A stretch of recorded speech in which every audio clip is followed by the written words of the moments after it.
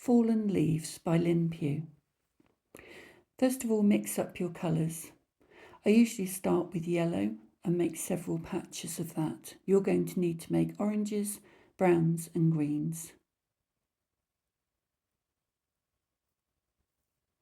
Just take a little bit of pigment and then make it into a puddle and then mix from there. There's the green. After washing my brush, I've added more yellow to it.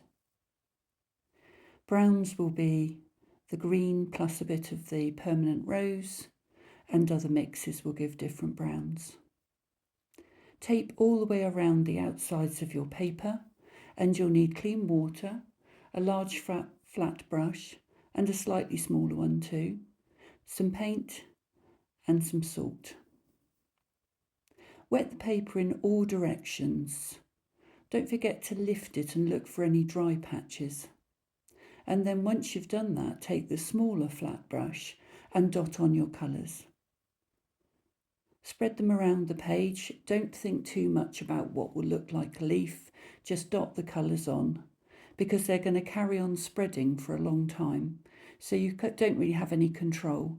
Try not to fill every single space. Leave some white paper. You know me, I always overdo it. But dot it around and then sprinkle the salt in several piles, and this is going to take ages to dry, so it's best to leave it overnight. When it has dried, the salt should have left some patterns. You can't tell what it's going to look like until it's absolutely dry. But when it is dry, take some of your leaves and lay them on. See if you can find any places where there are edges left by the salt that you could use for the edge of a leaf. And now we're going to paint it. You could draw around it, but you don't paint the actual leaf. You paint the bit that's not leaf, that is the spaces round the outside. We're painting the negative spaces, the bits around the leaf, like this. Put your colour on and wash it away. Some of the leaves will be underneath each other and only part can be seen. So in this case, you'd lay your leaf on, think about which bit you could see, and then draw in those bits. This one's half hidden. I rarely paint the actual leaf, but sometimes I will do a small part of it with a glaze of colour over the top of what's there, a fairly transparent colour. Painting the gaps around the outside of the leaf looks so much better.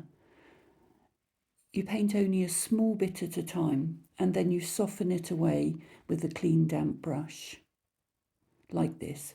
I'm putting on my neutral paint and then with a damp brush spreading the edge away. This one looks like a curled leaf here. Add depth by going further and further down into the leaf pile, painting a leaf underneath the leaf and not forgetting to put shadows over the top. Erase any pencil marks as each part dries. I've got a stalk in there, but there is a pencil mark. Now, where else can I make a leaf? I feel like there's one just there. So in with the neutral paint, just a small part. The hard edge of the drying paint shows the edge of the leaf, but you quickly get a damp brush and soften the other edge away.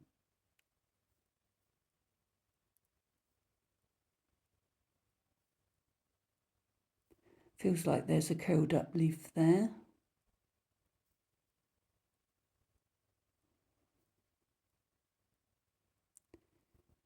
Get in round the edges, adding character marks like holes. I think there could be a holly leaf here.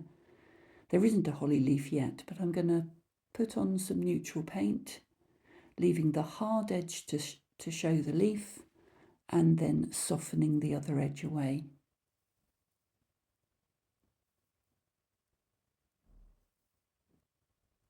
Here's that crinkled leaf.